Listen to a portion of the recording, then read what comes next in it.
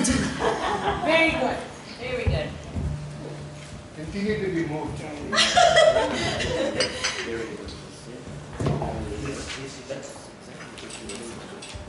That's actually Manobo dance.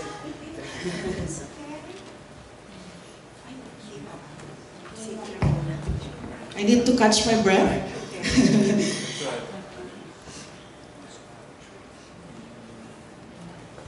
So everybody is here. So I'm supposed to, again, my oh my, do the work of summing up the conversation for the day. The three sets of session on indigenous spirituality, challenging affluence, and living in harmony with the earth. So these are just some thoughts that again can help us in terms of trying to make sense of what has come out in the conversation.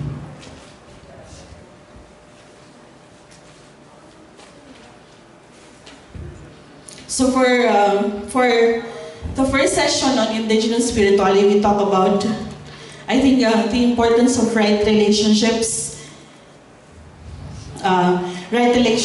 to having peace, healthy relationships, right ordering, relationship circles, relationship pyramids. Ranji talked about complementary roles, images and movements, movements of nature and how we identify ourselves with nature, the importance of connecting, the concept of dignity and existence, healing, restoration, and reconciliation. And in the process of healing and reconciliation, the importance of prayer, the importance of celebrating values of justice, faith, truth, integrity, and compassion. And really recognizing the time, place, and space for learning. And in that process, really the restoration of communities and individuals. And it really connects a lot with Father Nellis's sharing about the concept and principle of life in abundance, community, again this notion of right relationships, reciprocity. And from his sharing, we learned that the indigenous spirituality can actually be taken at the political level. That the principles, approaches of indigenous spirituality, customary traditions can be used in addressing, hopefully, a political issue through a dialogical process. So we will keep an ear, Father Nellis, on what will happen to that process, and we'll pray for you in that work, in your journey. So a lot of things that we can actually carry in our own work in terms of how do we look at our own spirituality in peace and non-violence. And I'm as a peace builder, really learning some of the ways, fundamental, basic ways of doing healing and reconciliation. And it's really about connecting with identity, your own identity, connecting with the identity of your peoples, and how violence, harm can actually destroy that, and how the restoration and reconciliation process can be a work, can be a process of rebuilding and making whole again what has been destroyed because of violence and conflict. So very rich sharing. So in the second session, we talked about how do we begin to address and challenge affluence and overcome poverty. And I'm just picking out some of the phrases and words from both our speakers on this. From Father Stephen and Cesar, if you want peace, reach out to the poor. Reach out to the last and to the least. And then in that process, where and how this affluence affects the marginalized. How are they affected? Poverty is not an accident. It is a result of many deliberate public choices made in society. So affluence, the affluent, and the elites shapes public decision making.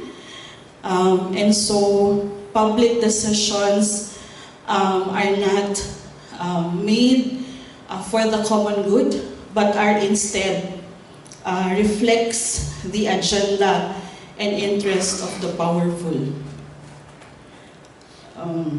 The work is also about countering the notions of ruling the earth, looking at lifestyle attitudes, relationship to work, relationship to economy, and how do we begin to move that narrative from ruling the earth to the earth is for sharing and not for ruling. So the framing of our work as an unchanging mission in an ever-changing world. Okay. And we go back to who we are. We go back to who we are. Our work on study, prayer, and action, and to look at the many different ways that we are actually confronting affluence and overcoming poverty. And so from our two speakers, they talked about advocacy and awareness raising, educating, and really targeting key people that we need to engage, women, youth,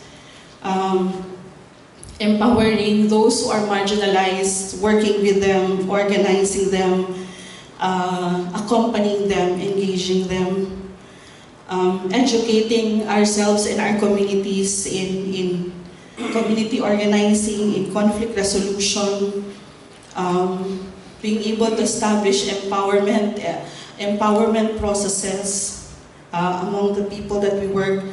But more importantly, it's not just about doing all of this, but also at the same time addressing the basic needs. So being able to deliver concrete services in terms of water, health, education. So it's both an advocacy, education, consciousness raising, empowerment, and concrete service delivery. Speaking truth to power, using respectful dialogue as a process, and doing a lot of coalition building. So many things that we need to do, not just in service, but really I think the important thing that I got from this conversation was going back to that, to the larger or broader work of countering that notion of ruling the earth. How do we do that?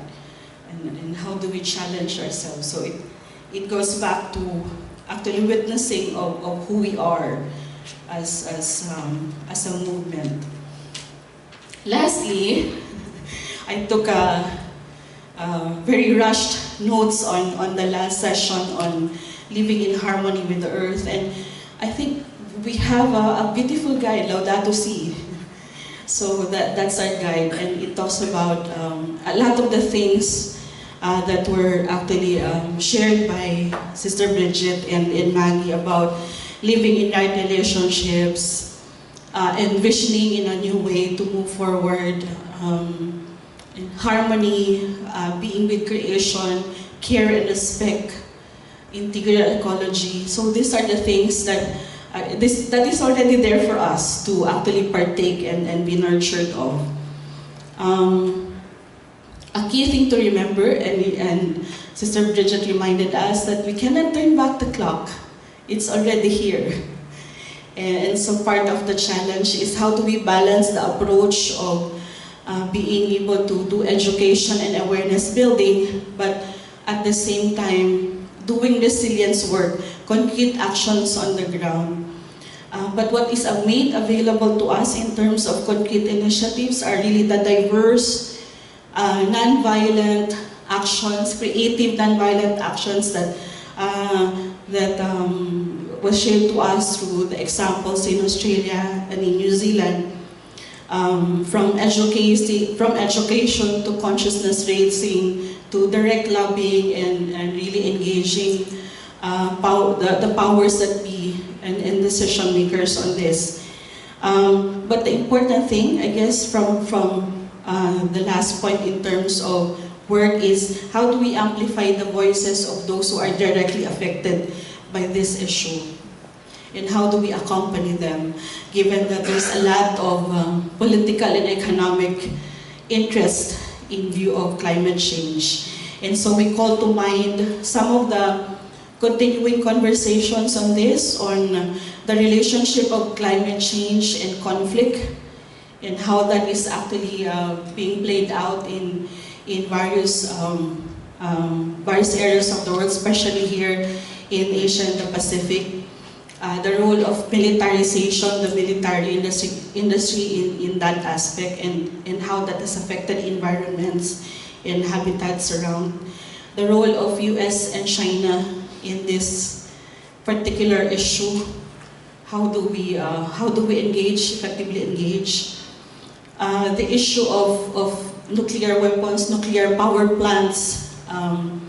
I say this, and it's good that Sister Philo talked about it, because here in the Philippines we have a white elephant. We have a Bataan nuclear power plant, and now there's actually talk that government will try to explore to revisit again whether it can be used, and so it's very worrying to learn given the experience in Japan. So I'm very worried about that now. So these are some of the things that we discussed today. I'm not sure, I know that I haven't captured everything, but really pointing us to hopefully some of the points that would help us think through as we move towards Friday of like, where do we move together as Asia Pacific, Pax Christi, what's our priorities, and how do we take not just the many good practices, but also some of the continuing issues that we need to address as a network. So thank you for your wonderful participation, and also for our speakers. Now I'd like to call on Loretta to explain about the exposure for tomorrow, and also